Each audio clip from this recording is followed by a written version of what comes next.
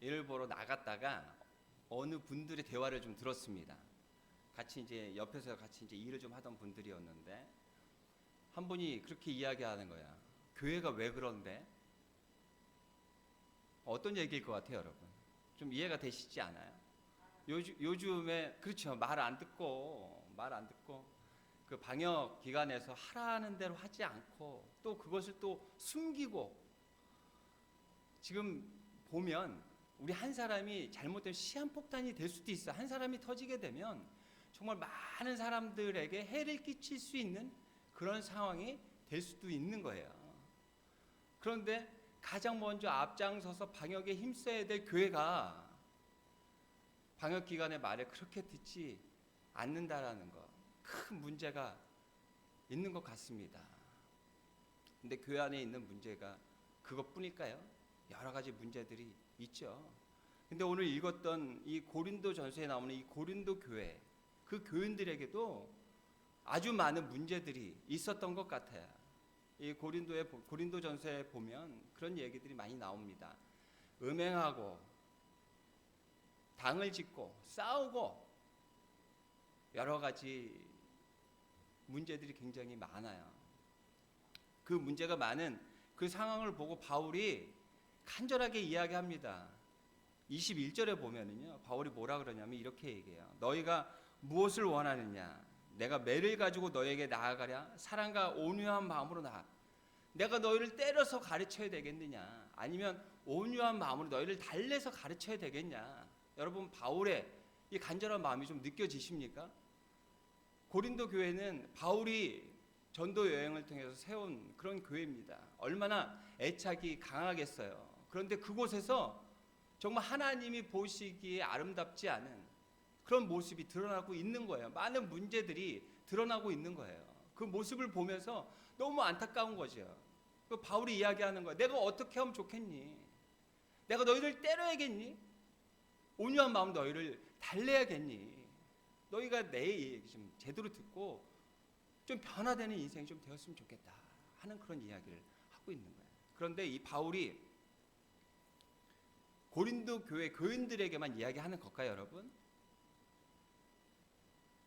여러분, 성경은 있잖아요. 예전에 있었던 역사 이야기, 재미난 이야기를 그냥 적어놓은 게 아니에요. 사사기에 보면 레위, 하나님의 일을 맡은 그 직분자가 첩을 거느렸다라는 그런 이야기들이 나옵니다. 음행하는 거죠. 요즘 보면 매스컴에 목사들이 음행 때문에 많은 제약 때문에 입에 오르내리고 있지 않습니까? 그때와 지금과 별 다른 게 없어요. 결국 이 성경은 예전의 역사의 이야기일 수 있지만 지금 살아가는 우리에게 하나님께서 주시는 우리에게 속한 말씀이라는 거예요. 지금 바울이 고린도 교회 교인들에게 내가 어떻게 하면 좋겠니? 너희가 어떻게 하면 변화될 수 있겠니? 이 이야기가 고린도 교인들에게 주는 그 말씀을 넘어서 지금 살아가고 있는 우리에게 주시는 하나님의 말씀이라는 것.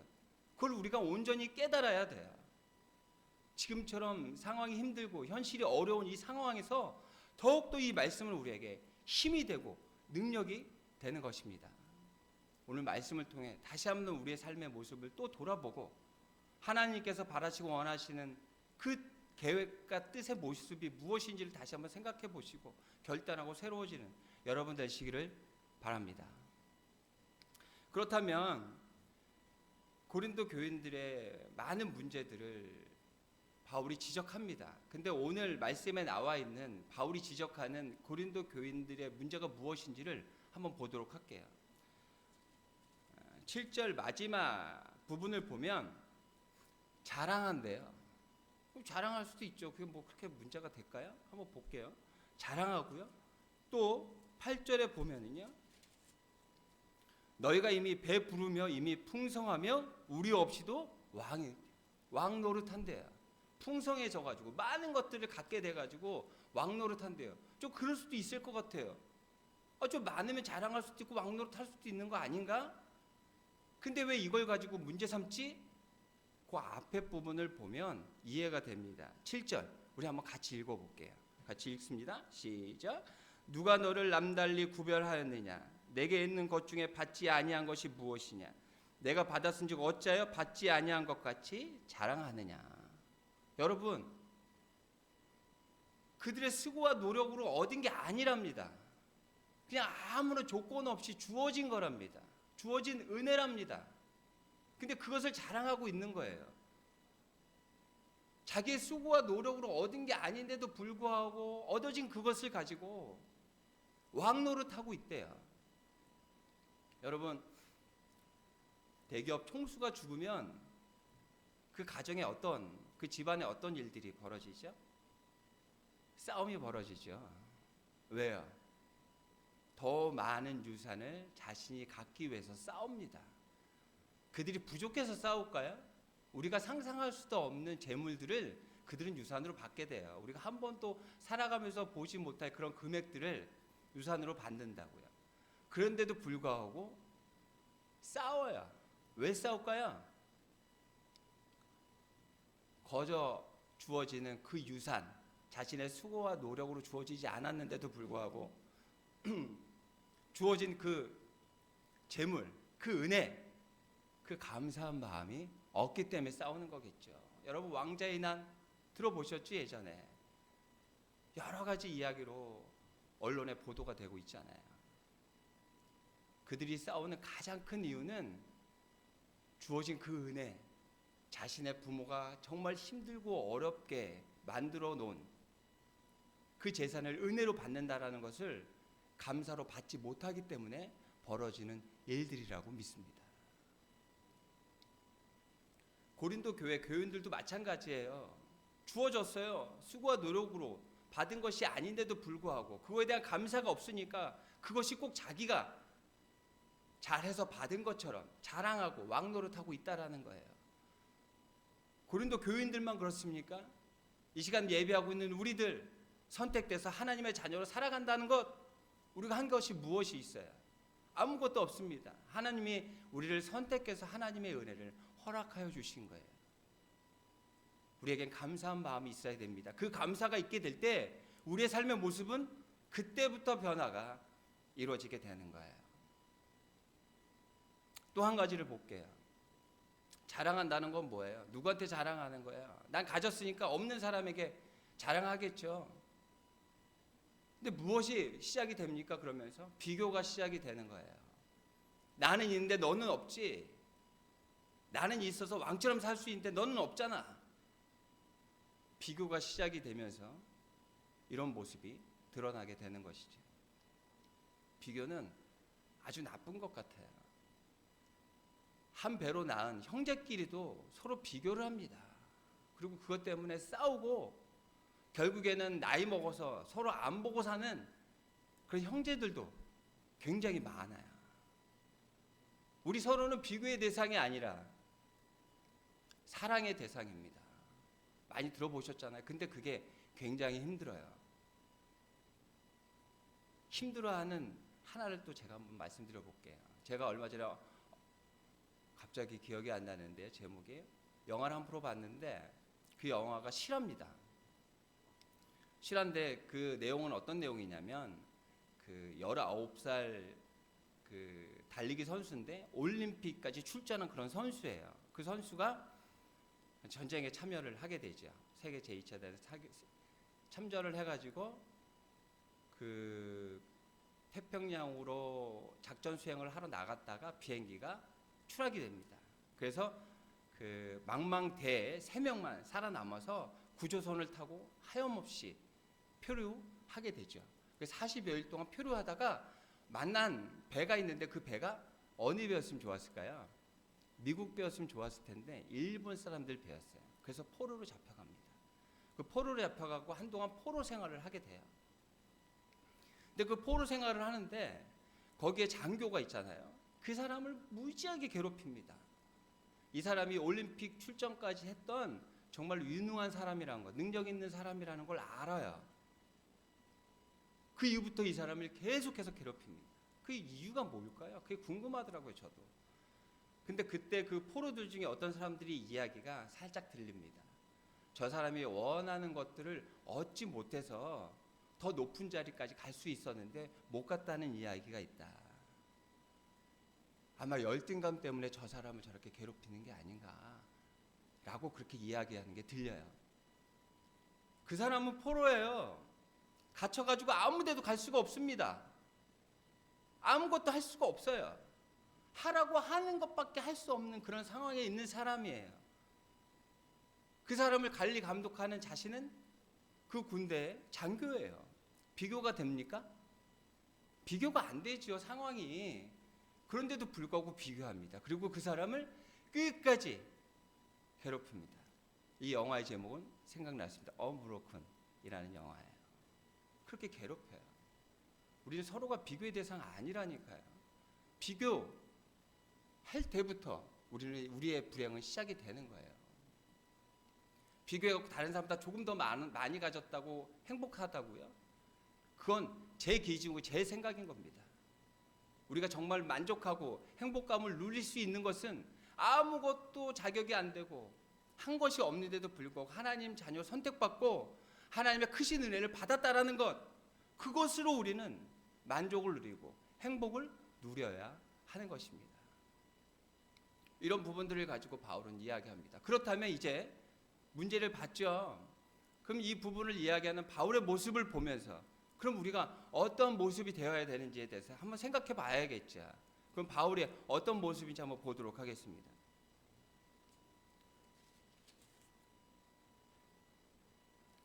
9절입니다. 제가 읽겠습니다.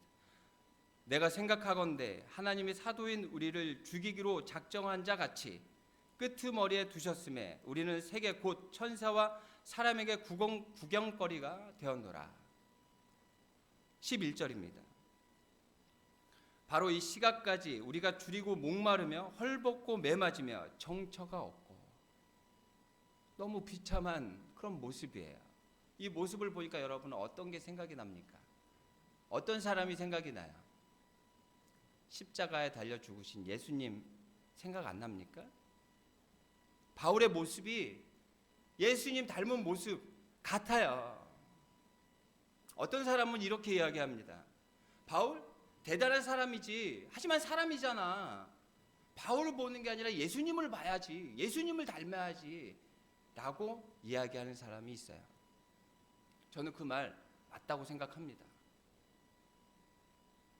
하지만 예수님은 하나님이세요. 우리가 감히 넘볼 수 없는 우리와 다른 하나님, 그 예수님을 닮기에는 우리가 너무 부족하고 연약합니다.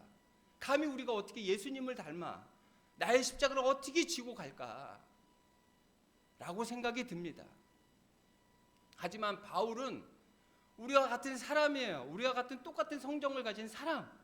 근데 그 사람이 예수님을 닮아 예수님처럼 한 일생을 살아냈습니다.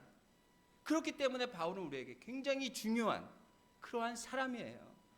바울을 닮아가야 돼요. 바울도 했는데, 바울도 나와 같은 똑같은 사람인데도 불구하고 예수님 닮아가는 그러한 삶을 살았는데, 나도 바울처럼 예수님 닮아가는 삶 살아야지. 그래서 바울이 굉장히 중요한 사람인 거예요. 어디 가서 핑계할 수 없습니다.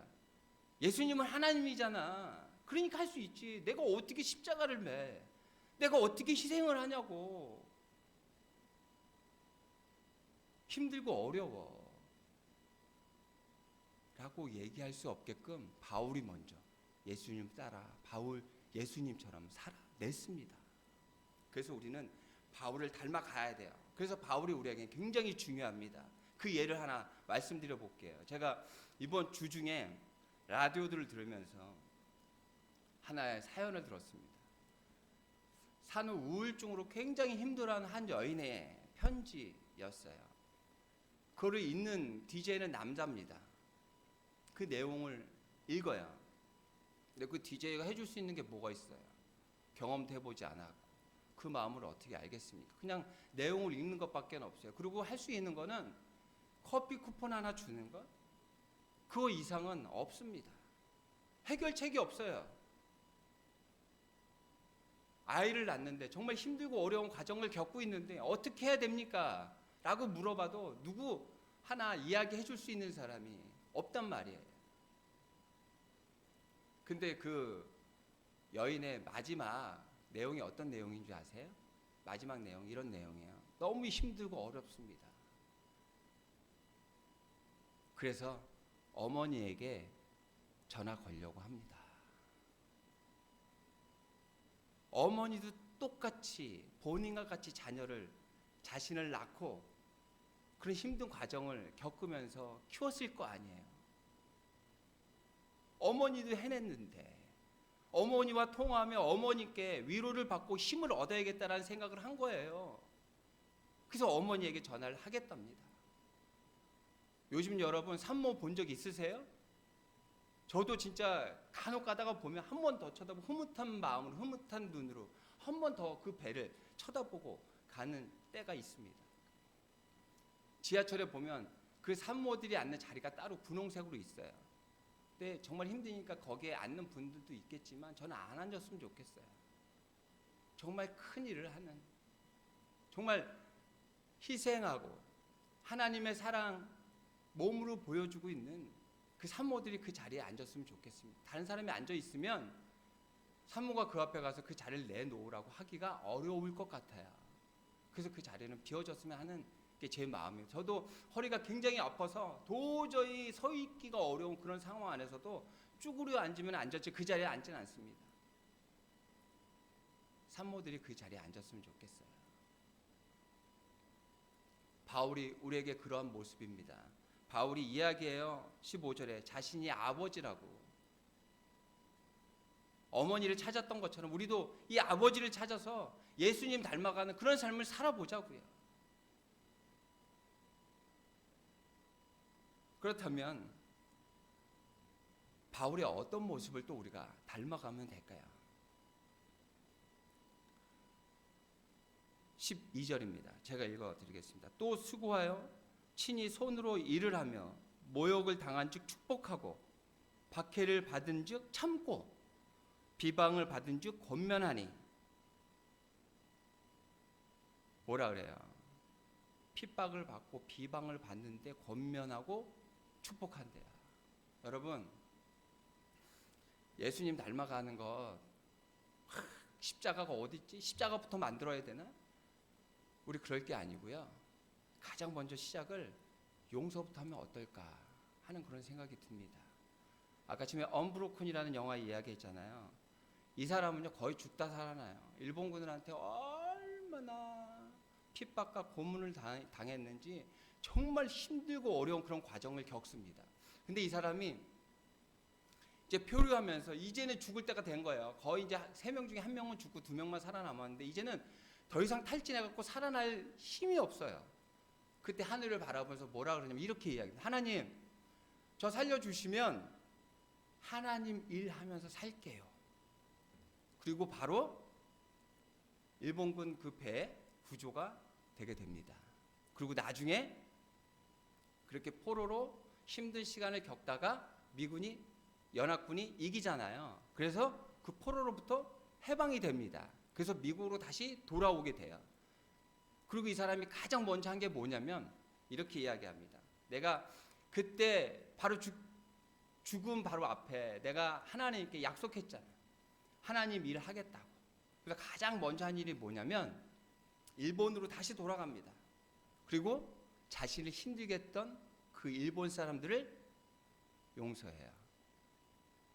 그때부터 하나님의 일을 시작합니다.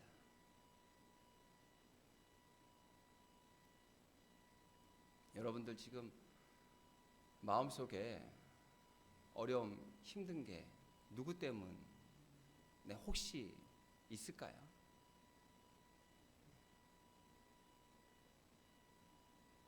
바울은 정말 힘들고 어려운 핍박과 비방을 받았는데도 불구하고 그냥 용서하고 참은 걸로 끝나지 않고 그들을 축복하고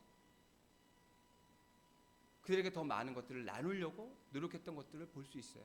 저는 거기까지 말씀드리지 않을게요. 축복하지 못할지언정 용서하자고요. 용서 때문에 변화된 사람, 제가 마지막으로 한 가정 이야기를 하면서 말씀을 마치도록 하겠습니다. 저희 부모님의 이야기예요.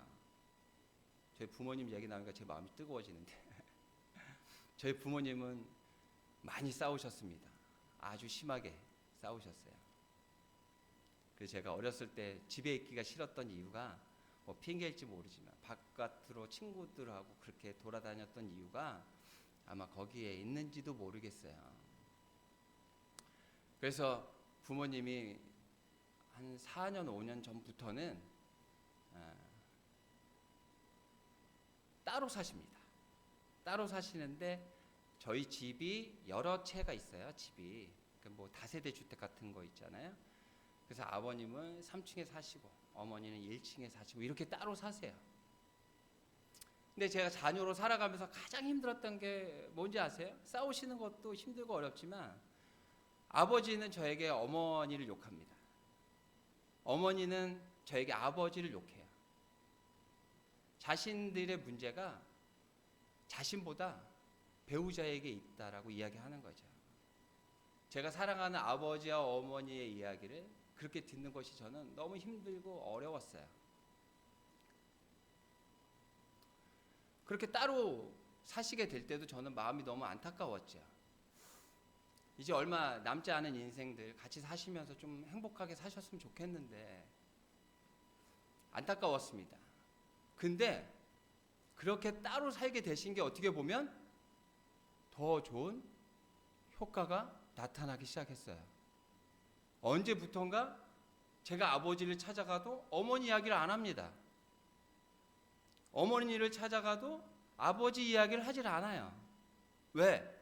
서로 보질 않으니까요. 할 얘기가 없는 거예요. 너무 좋은 방법인 것 같더라고요. 그 두 분이 굉장히 편안해졌습니다. 아버지를 만나러 가도 굉장히 편안하시고 어머니를 만나러 가도 굉장히 편안하시고 처음에 따로 사셨을 때는 서로 얼굴도 보기 싫어하셨어요. 그런데 요즘에는 있잖아요. 저희가 가서 밥을 먹거나 같이 시간을 보낼 때 항상 같이 합니다.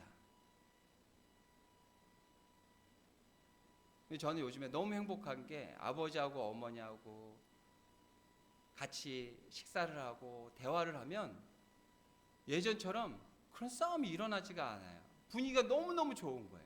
한번 제가 갔다 오면 제 힐링이 돼요. 너무 행복합니다. 행복해하는 어머니, 아버지 표정을 보면 너무너무 제 마음이 흐뭇해요. 그리고 이런 이야기도 들려옵니다.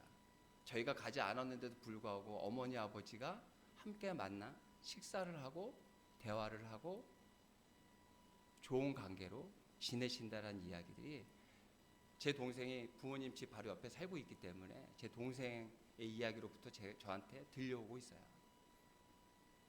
그래서 좀 궁금했죠.